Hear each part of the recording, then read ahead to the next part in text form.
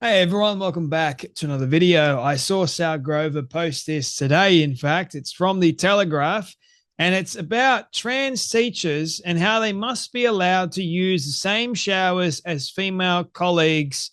Schools have been told. Guess where in the world this actually is taking place? Yes, you already guessed it. The wonderful UK. The UK at the moment is going down the ever increasing toilet, as it would seem. Same with here in Australia.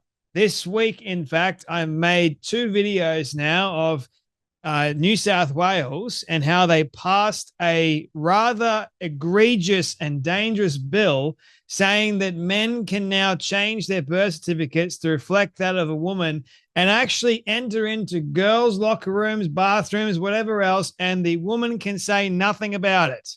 So here we are, ladies and gentlemen. We're in this crazy dystopian world at the moment whereby men can pretty much do whatever the heck they want to do now and get away with it.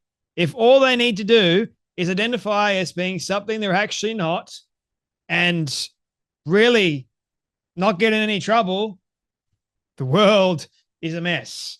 So, see how Grover goes, a human rights movement for men to shower with women. They've found one of the biggest loopholes around. One of the biggest loopholes. And guess what, ladies and gentlemen? The government is actually frothing over this and falling at their hands and knees at these particular people because, well, all about inclusivity. Because if a man can go, oh, you're discriminating against me and my identity, then that must be so, right? Oh, boy. Trans teachers must be allowed to use the same showers and laboratories as female colleagues. Schools have been told. Training from the National Governors Association, NGA, tells governors that staff should be given access to the bathroom available to other members of their newly acquired gender. Newly acquired. How about that? The advice seen by the Telegraph goes on to suggest that requiring transgender people to use a disabled toilet instead of making reasonable adjustments is not lawful or good practice. Yes, we must accommodate to these people's demands. So using the disabled toilet, which is probably the right thing to be actually using in that case because you are mentally disabled, no, can't do that. Now they've got to have access to the actual female bathrooms because of their newly acquired gender identity, people. It reads, employees who have undergone gender reassignment or who are transgender. Yeah. So if you've been through, chopping off a healthy body part and then now you don't even have to do that. You just identify as being trans and then, hey, full access. You got full perks, full amenities. Come on in. Welcome. Must be supported to use all toilets and shower facilities which are available to other members of their newly acquired gender.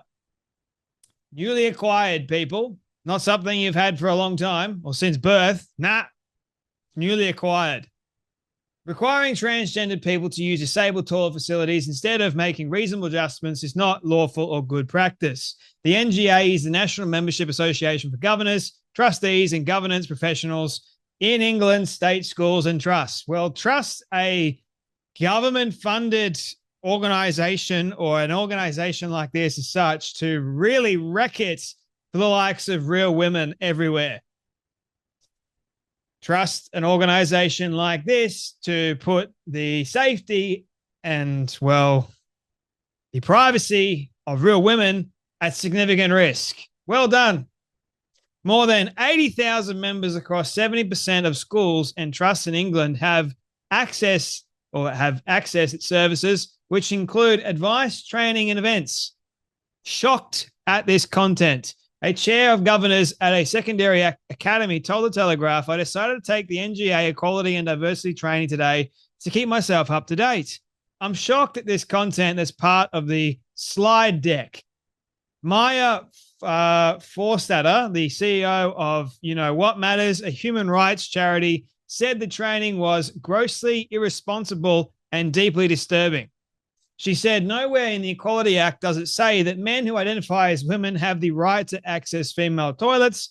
So this is a shocking misrepresentation by the NGA. But we know that these days you don't need to have it in the actual act itself, the Equality Act, we've found loopholes within it because, hey, I'm going to class not being able to use facilities that I identify with my own gender, right?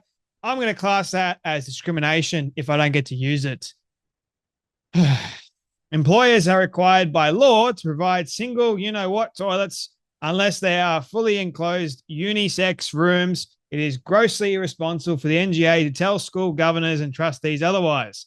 The Equality Act protects transgender people so that they can't be harassed or discriminated against, such as being denied employment or housing. It doesn't give them an all-access pass to opposite gender facilities. Well, in fact, it does. Believe it or not. Welcome to the new world, ladies and gentlemen. Told you, you let the fox into the hen house. What do you think's going to happen? It's going to take over and ruin everything, man.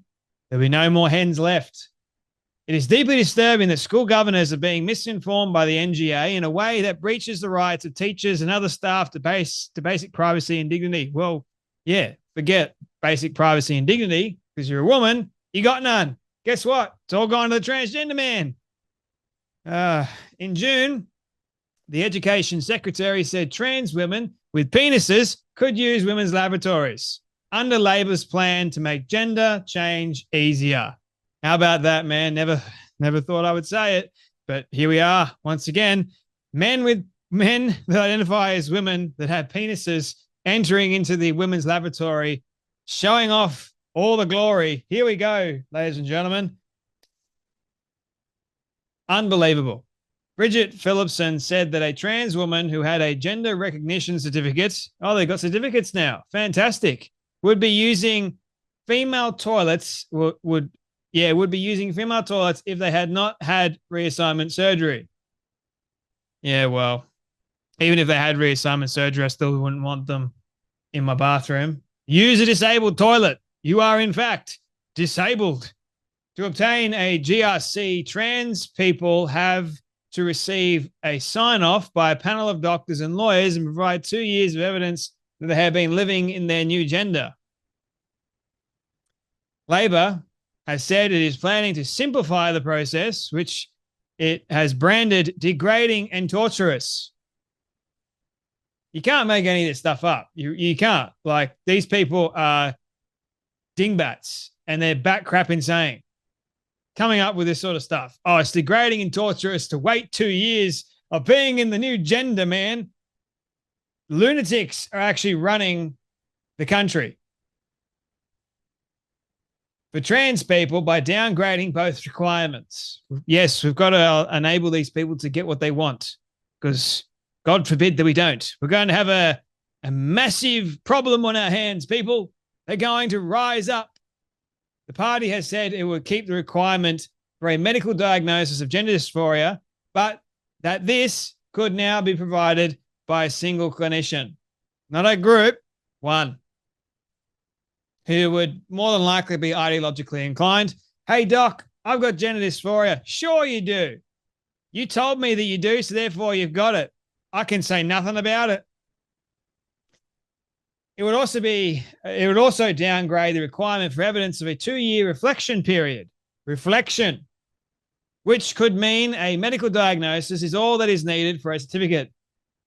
During the general election campaign, Keir Starmer said transgender women did not have a right to access female-only spaces, but yet now they do. A spokesman for the NGA said, our equality and diversity, those two words I hate hearing, the Equality Act and the employer module is specifically focused on workplace practices and adult employees' rights under the Equality Act 2010. The guidance provided, included in the section of transgender staff using facilities, refers exclusively to adult employees in their workplace. Oh, thank God for that. Only adults, not kids, only adults, man. Yeah, sure. This training material is designed to help those who govern understand their legal obligations in accordance with the Equality Act 2010, supporting all employees, including those who are transgender in the workplace setting. Spokesman for the government said, teachers from all backgrounds should feel supported in the workplace. Yet, how about women, man? They don't. Because the transgender people have significantly more rights than that of women. The Equality Act allows providers of single gender services and spaces to restrict their use on the basis of gender and gender reassignment when it is a proportionate means of achieving a legitimate aim, such as protecting the privacy and dignity of others. Meaning, I'm only going to protect the privacy and dignity of the trans person, but not the actual female. It is important that that school leaders understand law, which is why the Equality and Human Rights Commission offers guidance. Oh, I love when they say that. We offer guidance, man. We're going to guide you in the right direction. Yeah, sure you are. On how to apply it, noting the importance of balancing the impact of decisions of all users. Yes, if it's one thing that we actually love is guidance from the Human Rights Commission, because apparently it's a human right now for transgender, well, biological men that identify as being women to use female toilets and female spaces and shower with women. Like, mate, where have we gone in society? Are we that stupid, ignorant, and dumb? I think we are, especially in the UK. Like, what the hell? I know not everyone in the UK is like this, but a very select few that are making decisions for the broader populace. We're in a lot of trouble, man. A significant amount of trouble. Anyway, you guys take care. You're blessed, and I'll see you all in the next video.